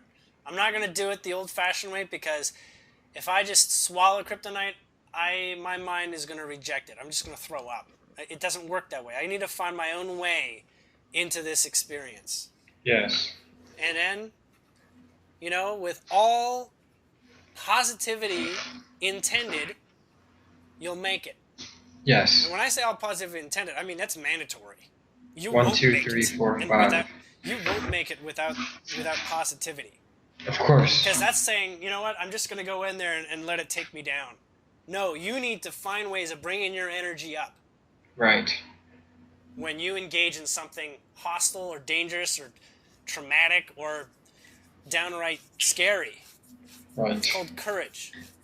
And courage is the vibration that you feel when you have the energy to tackle something. But you know what? Everybody's afraid of something because there's always going to be something they don't have the energy for. It's their kryptonite on some level. You get your courage up, you can handle anything. This is a fact for anybody. Just remember, this is public again. Anybody listening, that's a fact for everybody. You get your courage up, you go out there. You get your ass handed to you, fantastic. Yes. Now you realize that what you went for the ball you went for wasn't actually what you were going for. You now know more intimately what the real target is, having gotten closer to the fire. Yes. Okay? Like, oh, shoot. It wasn't about the damn ice cream, and it wasn't even the damn lactose. It was like me and my relationship with, my gut bacteria or something. I intend that people can really resonate with what you just said and really feel into it, because there's much wisdom and brilliance in that concept and growth. Yeah. Now, if you like, we can talk about some of the easiest, bare bone easiest ways for your vibration to go up, and you always have it. Okay? This easy sounds good. Easy in concept. You gotta practice it though. Otherwise, it'll just be a quarter in the machine. Right. Too easy means not actually happening. Right. Okay? Not doing too much. If it's only a quarter, then you're not transitioning much. Right. Okay? You're not elevating that much for only a quarter of effort. Right. So effort is mind time. The mind knows it as effort. The mind grounds it as effort. It gets paid the same amount per hour. Okay? Mind time. That's time. That's we're describing effort and time in the same way for the mind, because that grounds the knowledge. And you are a product of your overall vibration, which is what your body and subconscious put out there. Okay? You're a product of all your thoughts. All your feelings show this. Okay? You want to change your vibration? You got to kick your own ass into upper feeling good feelings. Yes. Okay? How do you do this? Well, one, forgive all your own sins, all right? Yes. And if it's conditional someone else, then someone's always going to have a leash on you. Okay? Judgment. Someone's always going to push your buttons, and you're always going to have a kryptonite. Forgive all your own sins. Yes. Okay? And this is like saying, hell, I'm a smoker. I forgive myself for my sins, but I'm smoking tomorrow. I'm smoking an hour. I'm smoking 5 seconds after forgiving my sin. No. Don't say it as if it's like it's a sin if you actually enjoy it. Don't like defeat your own like purpose here. Right, I agree. And don't go after like throwing out sins that's like your kryptonite that you keep on this planet here to stick around. Right. You can do that, and you'll float away. You'll go to the next angelic realm if all your greatest anchors are out of the way. This is like super flying if you can do that. But most people, the mind just doesn't pick up on stuff like that. Most people don't just do a forgiveness session. Their whole life is fundamentally blessed. Right. Now, some people do, and those are really great stories, and those are really great experiences. But for you, it's always personally going to have its own attributes. That's why you can't follow anyone else into the tunnel of love. It's got to be self-guided. Yes. Right? Because eventually you're going to be like, oh, well, what did they do when they got to here? They aren't around to answer that question, so what are you going to do? Right. What will you do? And that's where, gosh, I wish I knew what I was going to do. Well, being in your heart helps. Being a high vibration helps too, because you see more options when you're a higher vibration. It's just the way it is. Okay? So, some key things to help you easily have a higher vibration. One, forgive all your sins, or at least try to. Forgive what you deserve to forgive. And when I say deserve to, that's a product of something you should be doing regularly. As you become a greater individual, as you are becoming more spiritual and more open, you should be continuously forgiving sins you thought you couldn't before. Right. That's like a product of growth. How much of my sins am I able to forgive? This is something we discussed in our last session. You mentioned that I was very good at not judging myself, and since that moment, it's definitely something I've continued to anchor the energy within me of, and trust that I will make the best, highest decisions for whatever my experience must be. Yeah. In that moment is when it matters. Yes. Because in that moment is when your body is watching you. Yes. Yes. I remember when you weren't at your best in that moment. I judge you and myself for that. Well, all right then. I forgive myself because you know what? I didn't know something I know now. I know something more about that. And their mind's like, ooh, you got a point. You got a point. You Hmm. know? Yep. I can let go of Yeah. that now. You're right. So forgive yourself consciously, you know, and maybe even out loud. Things you're not ready to forgive yourself, don't beat yourself up about it. You know what I mean? Don't beat yourself up for what you can't forgive yourself for. There'll be a time and place where you'll be ready. Just trust that. And you'll find yourself there. If that's where you're going, trust that you might have a lot of things to forgive on your road there. Say, I want to forgive myself for terrible childhood. You know? Hmm. How do I do that? You say, I don't want to blame everyone around me. I've already tried that and found out I just had law of attraction prove to me that, you know, it was all my doing in some way, and I didn't respect what was going on. Of course. So, you know, just know that, you know, your childhood in that example is a product of many things. And Hmm. that just by saying, I want to forgive that, I want to, your guides, your higher self, life will bring you incrementally to that direction. It's like you Hmm. saying, I want to go to Disneyland in a couple months. Hey, I'm not there right now. That sucks. You know? What are you going to do? Focus on the fact you're not there right now? Or just start seeing how it's going to get you there by going day by day and seeing what transpires to get you there? And be like, oh, it's goddamn miraculous. I got to Disney World and I was penniless. Not only that, I was homeless. How did I get to Disney World and get tickets? Hmm. And how did I get a job there? You know, it's just like, huh? You know, just Yeah. don't bemoan the fact that you're not there. Just say, I believe I deserve it. And that's where deserving comes into play.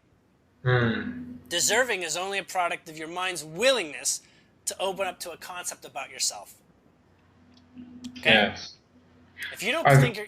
Most people, you know, they say, oh, one with God, one with God. Well, you're only one with God as your mind believes. Hmm. Okay? Which kind of sucks, right? Because you're like, Yes. shoot, I really thought I had it there. I was on acid that one day and I really felt it. Oh, yeah, you were then. But now you got to bring that acid experience to an everyday level. Yes. You know? Hey, can you live like when you're on acid that one time and you saw everything as one? Well, that's going to be tricky. You probably have to do it step by step, and that's a good thing. Right. You know, because you can share that step by step with other people, and they'll take it or they'll leave it. It might ruin their lives, it might not. But in any case, it's not your problem. Unless they come to you and that's time for you to address it. It's like, oh, well, okay, you bring it back to me. Now, let's see. Am I in joy to explore this, or do I need some time to solve your problem for me? Because Hmm. it's all for you. So, Right. forgiveness.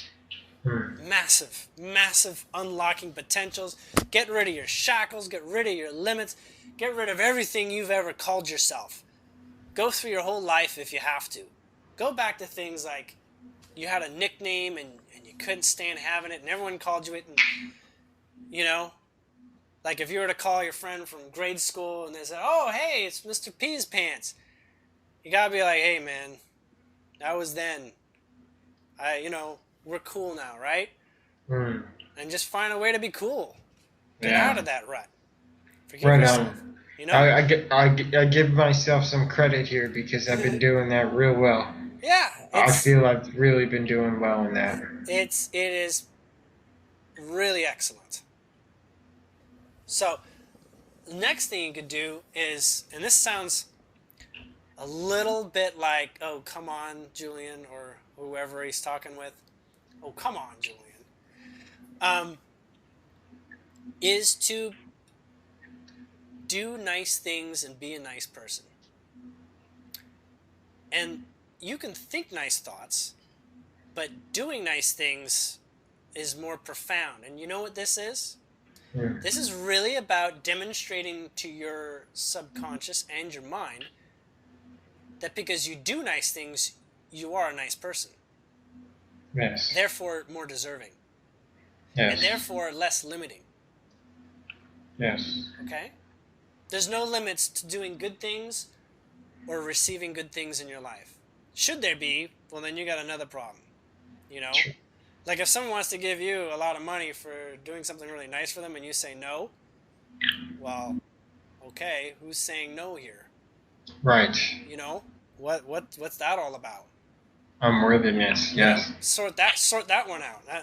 Now it's not that the opportunities aren't there, but why is it that you're not? I mean, are you more effective with more money? Can you give that away? I mean, just take it and give it if that's what you got to do. Yeah. You know? So, you know, there's lots of things like this. Just be nice. And your body watches you like a hawk. Says, are you really nice? When that person was screaming at you, did you bite back? Or did you find a way to be nice? And you know what? Being nice, as we all know, can get pretty hard. It can be really hard. Yeah. You know? But that's your mind being like, holy shit, you are a great person. My God. Just a challenge. Yeah, for sure. well, it's not just a challenge. Your mind and subconscious believe it. Remember? Your mind watches television and believes it. You know, the chemistry of the brain, they've shown this study. You believe what you're seeing, you know, you're in there.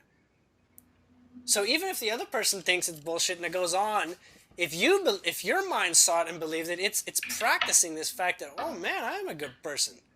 Now, what's the problem with that? There's only one problem. Everyone thinks you have an ego. If you praise yourself. Right? Right.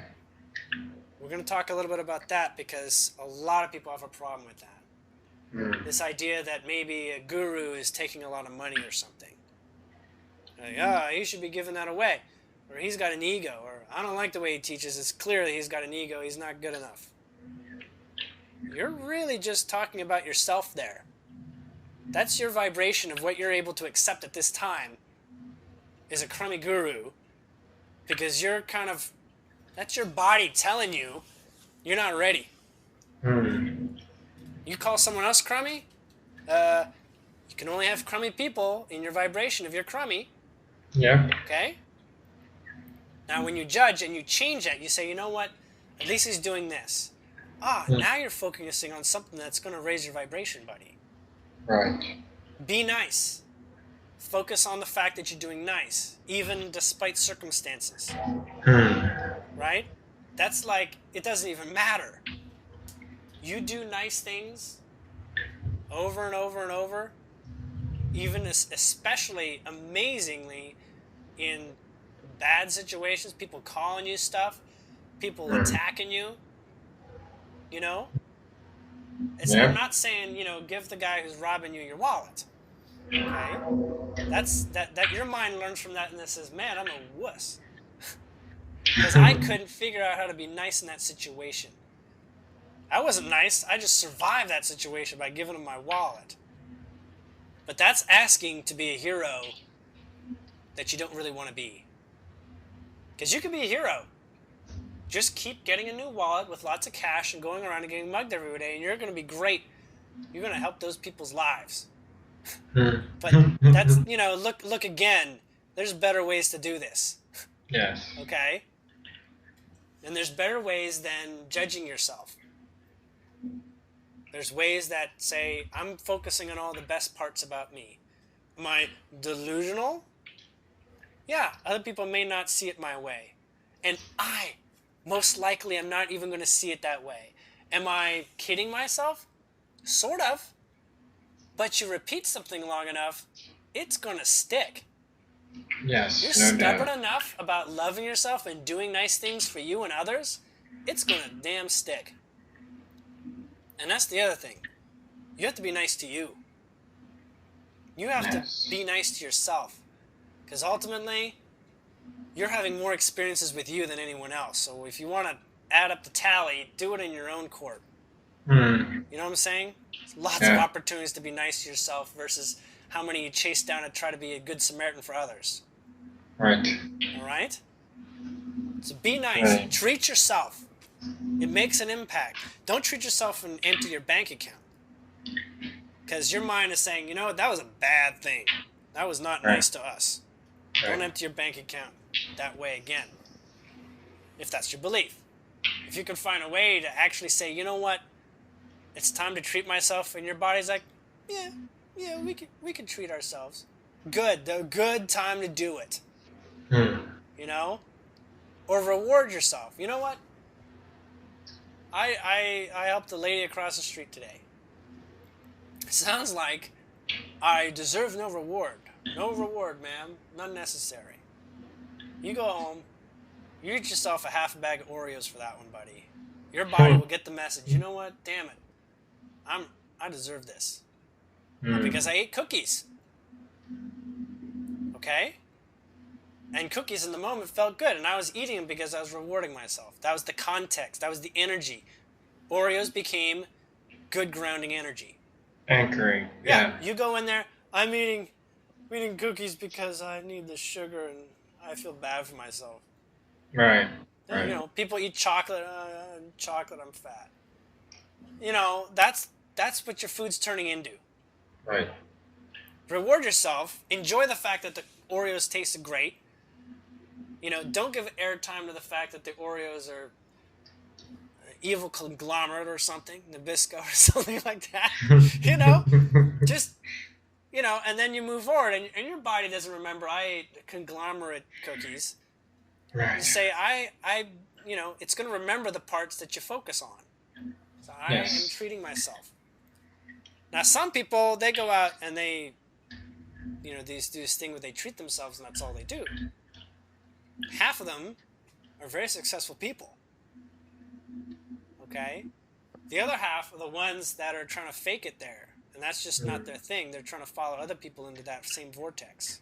Yes. Okay. You got to do what works for you. Don't let anyone tell you that Oreos is the way to go. Julian said Oreos. Go eat Oreos. No. You missed the point. The point is, what does feel like a reward to you? You know? And it can be small. But it's got to be literal. Yes. It's got to be physical and literal.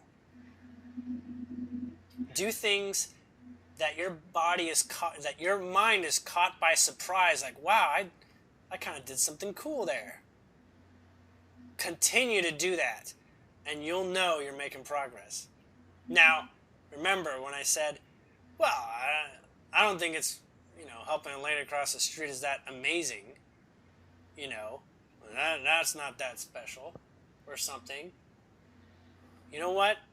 If you were the guy that waited at that sidewalk till an old lady came along and then you did it, that would be exceptional because you're like, damn, I waited 3 hours for you to show up so I can help your ass. You know? No, it's exceptional. But you know what else you can do is you can just tap that opportunity every time it shows up. You know what? Every time as a woman needs help, I am running to her rescue. And the body gets the idea, hey, I'm deserving because you know what? I'll damn run to the rescue as soon as I can. I'm an opportunist for being nice. Doesn't mean I'm waiting around, but at least I'm an opportunist. So there's always like incremental looking at yourself better opportunities all around. Do them. Yep. Do them every chance that you're aware that you can do them. And especially when there's something crummy, something negative, that's like, hey man, I'm going to go do my little part to help this out. Now, you know, you say someone's crying or whatever. They say, oh, somebody robbed me and took all my money. You're like, oh. Does it feel good to give them your wallet? Not really. Is it the right thing to do? No, because you know what? You actually are judging yourself and you're not ready to do that. So don't do it. Right. You know, don't make the job insurmountable. Because you know what? It will get insurmountable. Okay? You want to be a hero? The things are going to get harder. If you're going to call yourself a hero, you betcha it's going to get tougher. Because you're saying, I can handle the hardest stuff. Bring it on. You don't need harder. You just need regular incremental progress.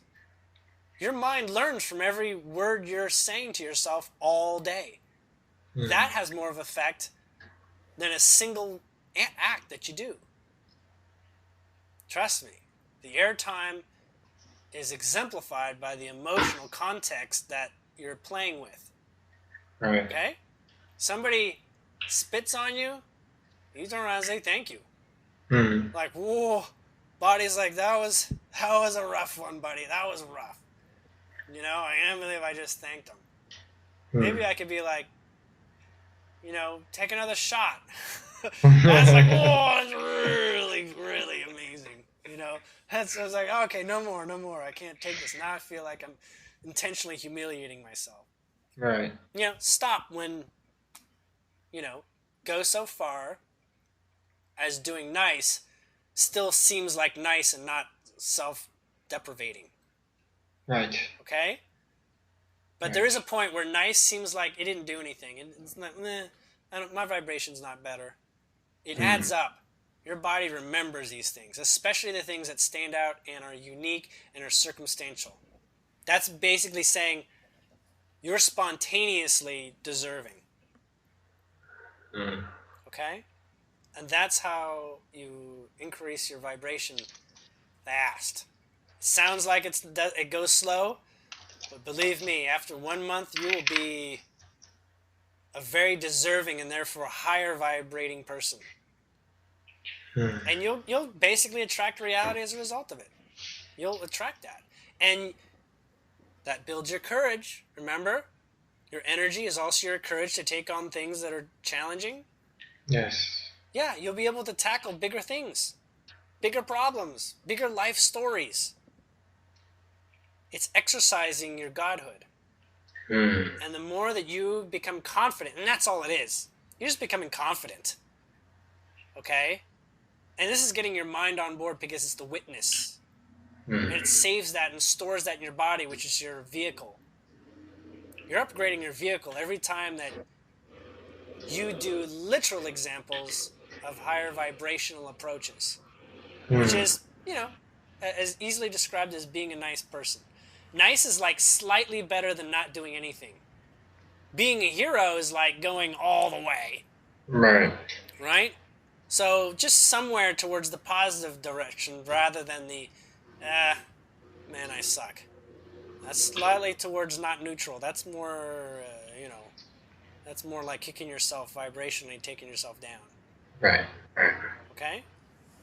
So you see now how, like, it all fits in. Just be a good person. Everybody just does that. We got a world of gods here. And less reasons for people to be like judging each other. So there's another one that's also really useful with regard to raising your vibration quickly. Is you're probably aware of this ability you have, and many people do, especially that have practiced things like meditation and all this, where you can sort of like detach from an intense situation. You just sort of like float out of it. Yes. Right? You're sort of like, I'm above all this. Not egoically, but you're like, yeah, I'm definitely not having the experience that everything around me is surfacing to try to have me have. Like, it's a kind of disconnection, right? It's a disconnecting. It resonates with me as instead of facing something head on, almost looking at it from the bird's eye view. Yeah, bird's eye view. And if you're able to raise your vibration by not going into the mire, then you can actually come up with some solutions, right? Generally, though, you've probably sorted this out. If you go too far, it's really hard to introduce those solutions because now you're trying to find a way to convince someone's mind and your mind, so the vibration of your mind where you're above yourself for a moment. Doesn't mean that you're free from the experience. Your body's still there in the middle of a mire. Right. Okay? You still got a foot in the mud. You can distance yourself for a moment, but unless you spend most of your time observing disconnect all the time, you still have things in your life that vibrationally show up as a product of your vibration that you can address. Okay? So, as you do, and you do disconnect to some degree, that gives you a little bit of stability in that way, you can begin to observe yourself as this place where solutions arise. Solutions are not implemented there, but solutions arise. Okay? When solutions arise, you know on one hand that when you go back into the experience, when you go back sort of into your body, or it's time for you to open your mouth and say something, that you could easily say something that is way not ready for the space, right? Like you haven't prepared the fact that you have a wise thing to say. Currently, you're still interpreted or being received in a bad way. So your words, as great as they can be, can still be received entirely off point. Yeah, that's something I still actually experience a little bit. I have to be a little bit more careful in my choices because I realize that I'm perceiving from a different level. Yeah, and bridging it there is, can be a challenge. There is something to do about that, though. Yes. So the place to do this is saying, okay, now that I understand more going on here, and I'm in a broader perspective, can I do this? And you ask yourself this question: do I go down there and say, I'm going to come and visit you where you are feeling this? You have to make this choice because it's kind of like gauging how much fuel you have in the tank. Okay? That sometimes strikes me in ways you don't know. Right. And sometimes it's I don't have the fuel in the tank. If I go in there, I'm bringing some of my kryptonite with me. I know I have limitations, and some of this is just it's actually hitting home in some ways. If I go in there, I'm not ready. That's exactly why I had to ask her to leave. Yeah. And sometimes you are ready. Sometimes you're like, you know what? This is damn near perfect time for me to open my mouth. You know what I mean? So, it's like I could open up my mouth 10 years ago, but now I am ready. That sort of thing. So, that place is a decision point. Acknowledge it as a decision point because the physical environment that you return to is asking for a physical something. Okay? Unless you know how to stall it, which is also possible. Right. You can stall things and say, I'm not quite ready to make this decision or to say something or whatever. Say, I'm learning more. I'm in the process of learning more. I hear you, and I'm going to learn more here. I have more to get. But there's a point where you've gotten enough, and you take a moment and step aside and you say, am I ready? And you will. You're like, okay, I have done my waiting. I have enough fuel for this. Acknowledge that open space of, I'm going to go forward, or I may also stave off a retreat of some form. If the retreat utterly fails, if you're not able to at least announce that you need more time or space, it probably means you're supposed to actually do it. Okay? So, it literally demands the best of your intentions at all times to do this. Which, most of us do have. Most of us have recognized we have the best of intentions. Right. It's the subconscious that has a couple surprises waiting for us to come out of our mouth. Okay? So when we're comfortable and our feelings say, yeah, I think I can safely go in here and be ready to have a more thoughtful conversation because I can go into that person's world. I can actually empathize. I can actually be like, wow, I can definitely feel your pain here. And I'm willing to be like, tell me more about this pain. Like, go a little deeper because there's clearly some mysteries here that we haven't brought to the surface. Tell me a bit more about this. Tell me a little bit more. Be like, oh, you know what? You're right. That does feel really bad. You know, that does suck. I can feel it in many ways. I can sense it. I know why now. I know. And Yeah. on the one hand, you did know. On the one hand, you did know, but you know what? Now you have some context for a conversation.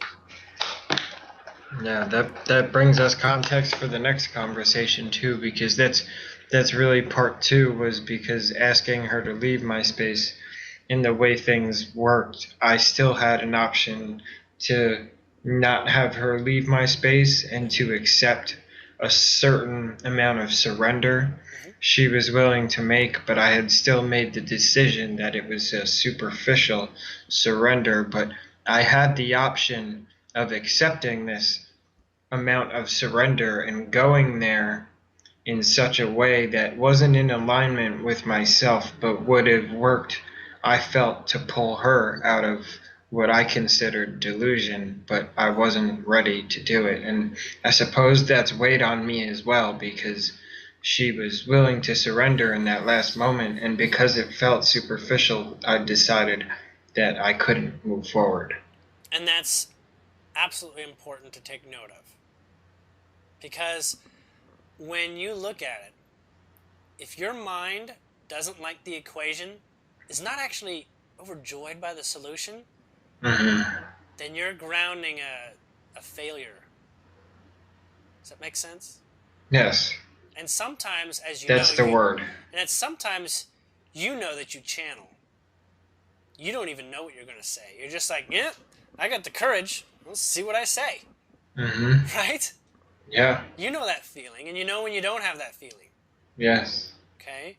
And you know when what you sometimes have to do is just let the other person tell you more about the situation. Like, be that listener and the observer. Because your mind can get a grasp from where you stand on it, but this experience is here to teach you how to get more out of it. It's like juicing the experience by letting the other person Show me. show you what more there is to it. Right. And, you know, it's true when you feel it. Okay? Yes, this is something we discussed in our last session as well. So, on the one hand, this stepping back is vibrationally a very, very strong process when it comes to how to be in the moment and how to own your presence and how to really have the best possible alignment in a sour situation. Mm-hmm. Okay? And a tool that usually, I want to say 90% of the time, will work for you when you don't have any answers and you just you can't think, you know, Mm-hmm. is go and just breathe. Consciously Mm-hmm. breathe and consciously lower your breathing. Mm-hmm. When you lower your breathing rate, you're sending less oxygen to your brain, so your brain is going to stop tying knots around itself so much. Mm-hmm. And your other intelligences, besides your brain, like your gut, your heart, they're going to offer their intelligence and start helping out in the process. Mm-hmm. So just slow down your breath. That's how you get out of your head. Mm-hmm. Slow down your breath. That's how you get out of your head. Let your other intuitive sources give you data. Mm-hmm. You'll say, oh, you know what? I don't have the courage. That's blunt. Hey, you know what? I don't have the courage. Say, can we postpone this? Find a way to say that, right? Yeah. Can we talk about this tomorrow? And when you say that, you say, I do mean tomorrow. I don't mean just postpone indefinitely. Let's talk about this tomorrow. And then you'll be telling your guides and yourself, let's figure this out in dream time. Let's wake up refreshed on this subject tomorrow. Mm. You know, things like that.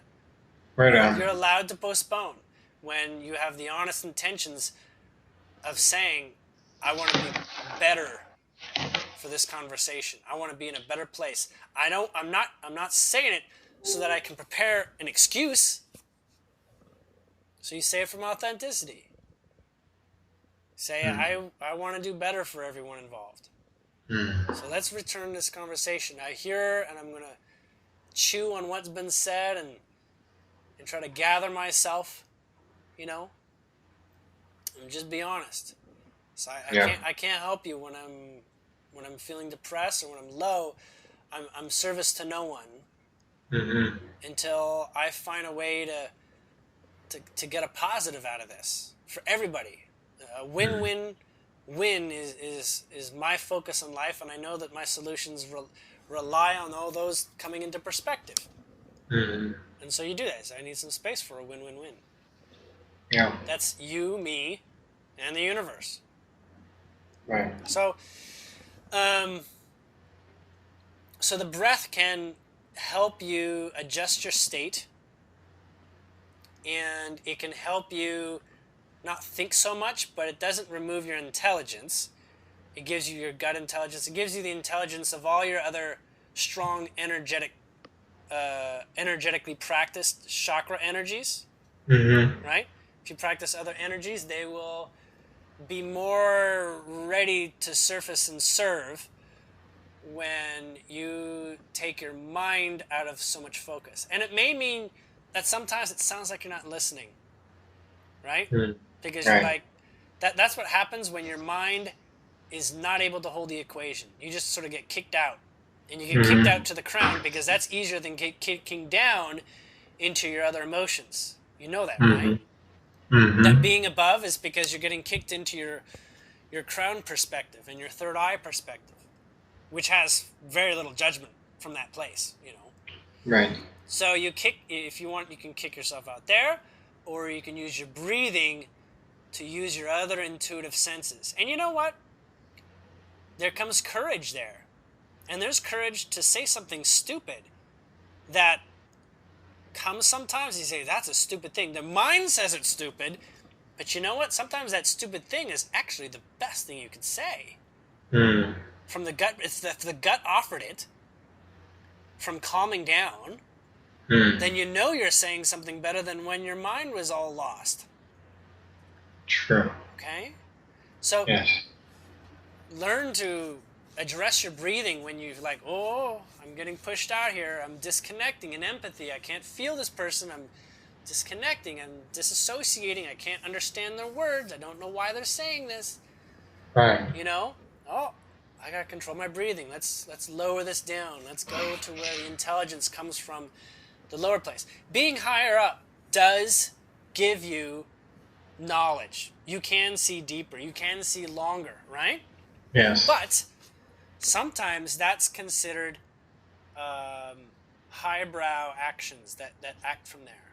Right. And highbrow is just sort of too fluffy in some circumstances that are demanding a very visceral response, which your gut, your sacral, your root, your heart will give you deeper responses than your mind can. Like, Mm. there's more energy because they're higher impact energies. They're denser energies when you act from there. Okay? Right.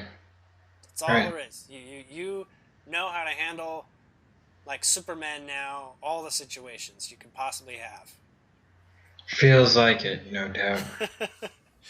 Jeez. Yeah. And you know what? Every time that somebody is got a beef with you, be aware, you know, when I'm through this, as long as I'm finding my high vibration, like I'm finding a way through this and joy, like I know there's joy as a result of this, I'm finding myself a superhero skill.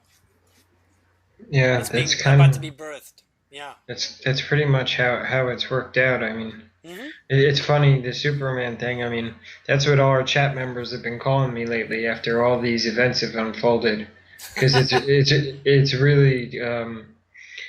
really helped me to understand at least from a higher perspective. But to we talked about a lot of things that are going to take some moments for me to integrate. Mm-hmm.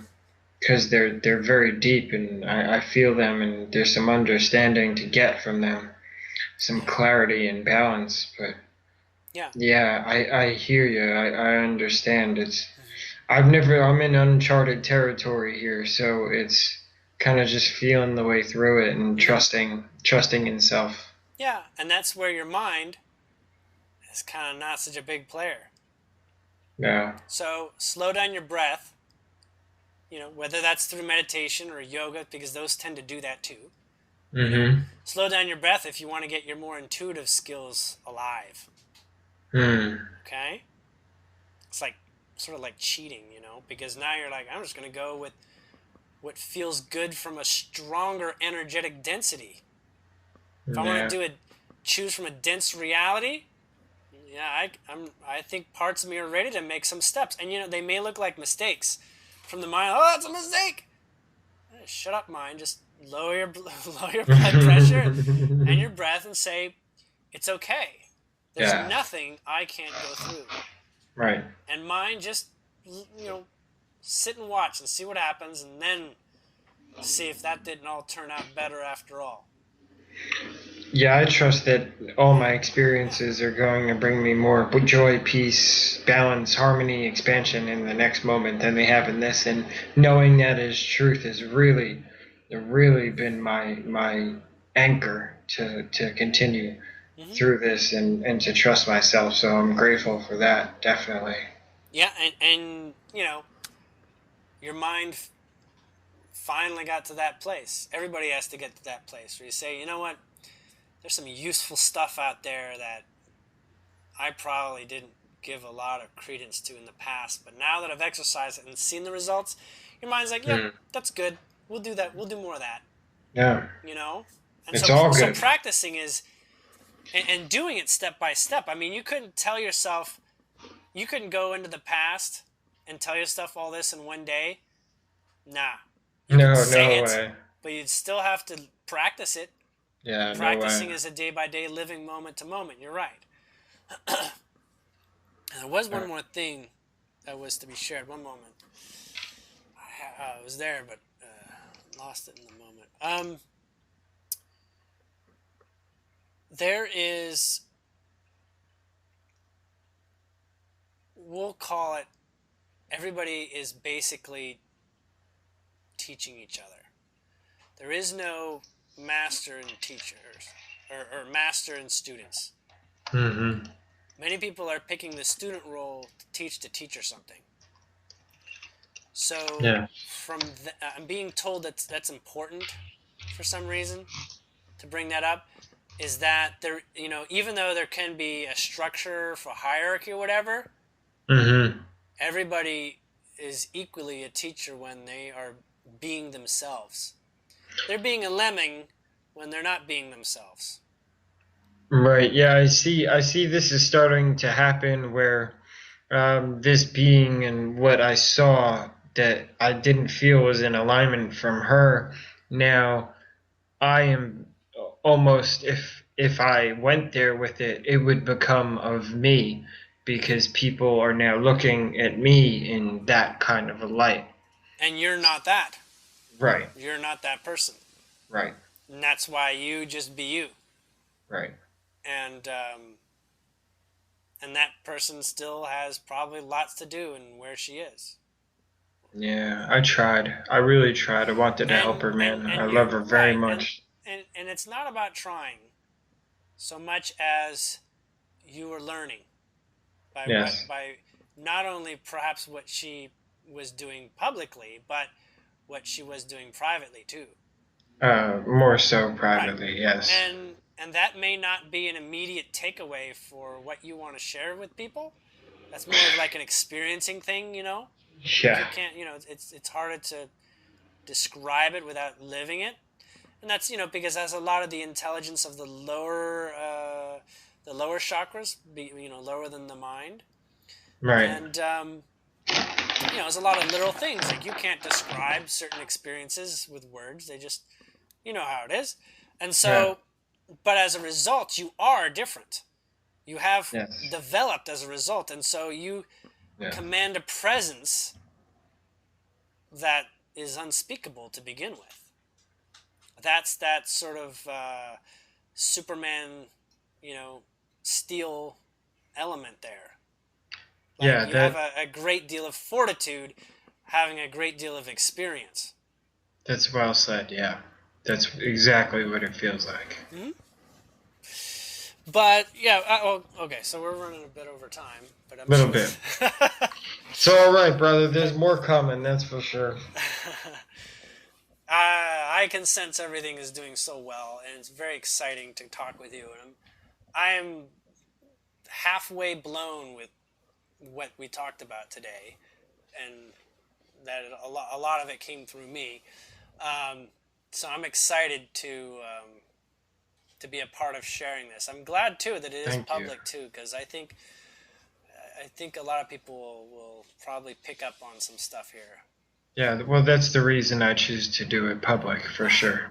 Cool. Yeah, very cool, man. We're in alignment. Right on, brother. All right, you have a good night. Until You next too. time. Send my love to the family. Crystal, she posted a post not too long ago from Abraham, and it was as usual exactly what I needed to read. And I even for people in my chat room, it was so sync. So I send you guys my love. I'm grateful for what you do and this connection. I'm honored. Thank you. I want to say the exact same thing. I'm honored that you're doing what you're doing too. Thanks, So, brother. all right. Good night. Good night.